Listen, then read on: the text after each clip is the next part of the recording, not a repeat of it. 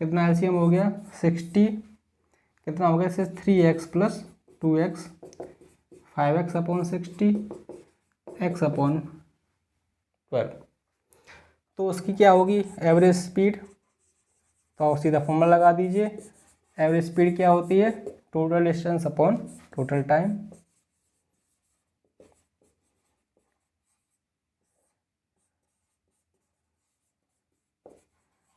ठीक है, तो total distance upon total time इसकी एवरेज स्पीड हो गई। तो टोटल डिस्टेंस क्या हो गई 2x और टोटल टाइम क्या हो गया वो हम कैलकुलेट कर चुके हैं। x अपॉन 12 कहाँ चला गया ऊपर, x से x कैंसिल आउट, तो कितना आंसर आ गया इससे 24 किलोमीटर पर आवर। ठीक है, तो ये इसकी क्या होगी एवरेज स्पीड। और आप इसे कन्वर्ट करना चाहते हैं मीटर पर सेकंड में, तो आप बताएंगे कितने से मल्टीप्लाई करेंगे 18/5 से या 5/18 से। तो इसे मल्टीप्लाई करेंगे 5/18 से। देखिए अगर आप भूल भी जाएँ तो उसमें कोई रट्टा लगाने जैसा कुछ नहीं होता। ये 24 है, किलोमीटर को मीटर में कन्वर्ट कर लीजिए 1000 हो गया।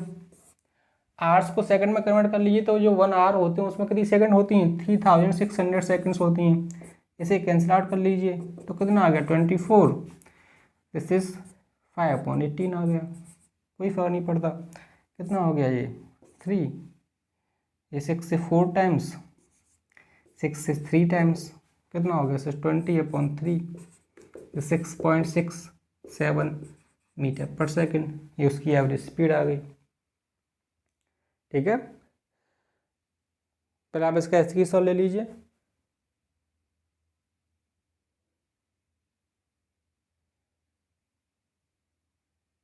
तो इस तरह के क्वेश्चंस को करने की ट्रिक भी है।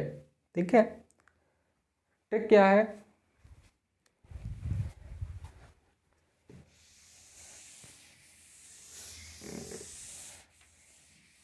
आप इस तरह के क्वेश्चन को डायरेक्ट ऐसे भी कर सकते हैं कि जो एवरेज स्पीड होती है, केवल इसी पर्टिकुलर क्वेश्चंस के लिए मैं आपको ये बता रहा हूँ कि जो एवरेज स्पीड होती है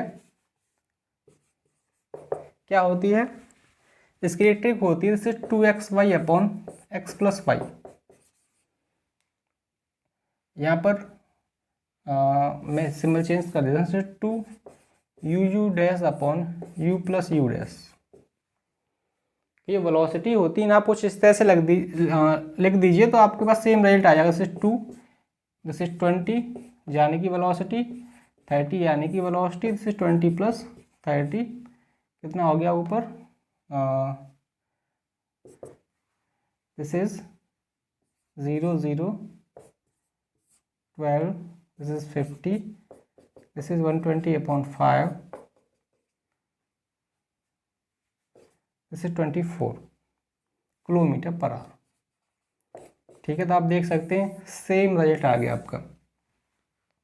ठीक है, आप इसे ही मीटर पर सेकंड में कन्वर्ट कर सकते हैं। तो ये क्या है ट्रिक है इस पर्टिकुलर क्वेश्चन को सॉल्व करने के लिए। लेकिन आप लॉन्ग मेथड भी याद रखेंगे, क्योंकि अक्सर ट्रिक्स क्या करते हैं एग्जाम में भूल जाते हैं, तो आपको बेसिक प्रिंसिपल याद रहना चाहिए। ओके गाइस, इसके बाद आप इसका स्क्रीनशॉट ले लीजिए।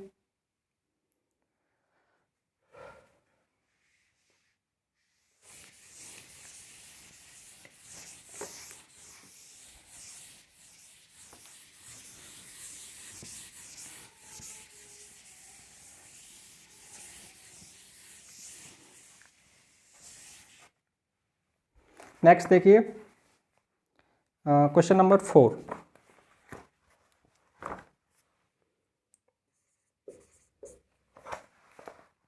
पढ़िए क्वेश्चन नंबर 4 क्या है।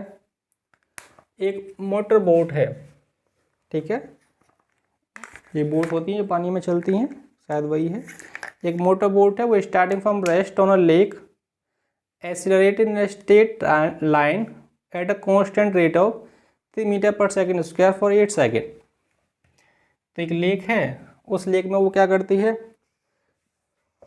1 डायमेंशनल मोशन कर रही है, और स्टार्ट कहाँ से करती है रेस्ट से।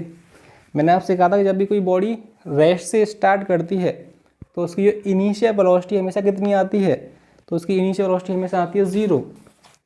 तो आप क्या लिखेंगे, ऑब्जेक्ट की इनिशियल वेलोसिटी कितनी है, 0। जब भी आपको दिखाई दे फ्रॉम रेस्ट, तो आप इनिशियल वेलोसिटी को हमेशा कितना पुट कर दिए, 0।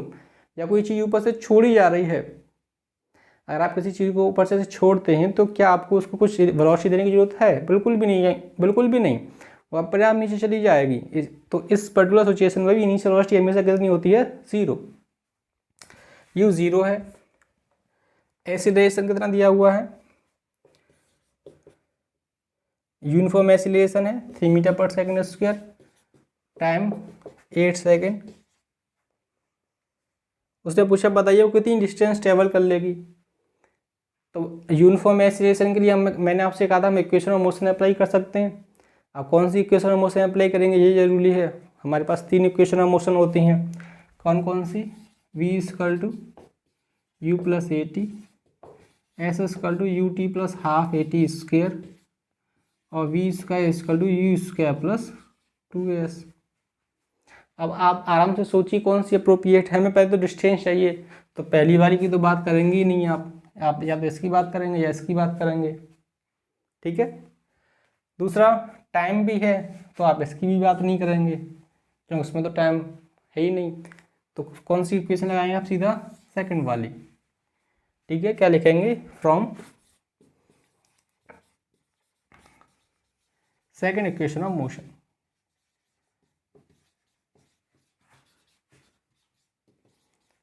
क्या हो गया, एस इक्वल टू क्या, U T plus half A T square. तो S equal to initial velocity 0 है, टाइम 8 है, हालांकि उसे रखने से कोई फर्क नहीं पड़ता। हाफ ए कितना 3, टी स्क्वायर का मतलब 8 का square, this is 0, half this is 3, this is 64, कितना हो गया, this is 3, 32, this is 6 and 9 metre, ठीक है। तो वो कितनी डिस्टेंस ट्रेवल कर लेगा 8 सेकंड के बाद। मैंने आपसे कहा था ना इक्वेशन ऑफ मोशन फीचर बता दी हैं, आप हमें कुछ बेसिक क्वांटिटीज़ बताइए, उनकी वैल्यूज़ बताइए, तो हम क्या फ्यूचर बता सकते हैं कि 8 सेकंड के बाद जो ऑब्जेक्ट है वो 96 मीटर डिस्टेंस ट्रेवल करेगा, ठीक है। अब आप कहेंगे उसका पैराडॉक्स ख़त्म हो जाएगा तो क्या होगा, तो फिजिक्स में पैराडॉक्स ख़त्म हो जाएगा, वो ख़राब हो जाएगी, ऐसा कुछ भी नहीं होता।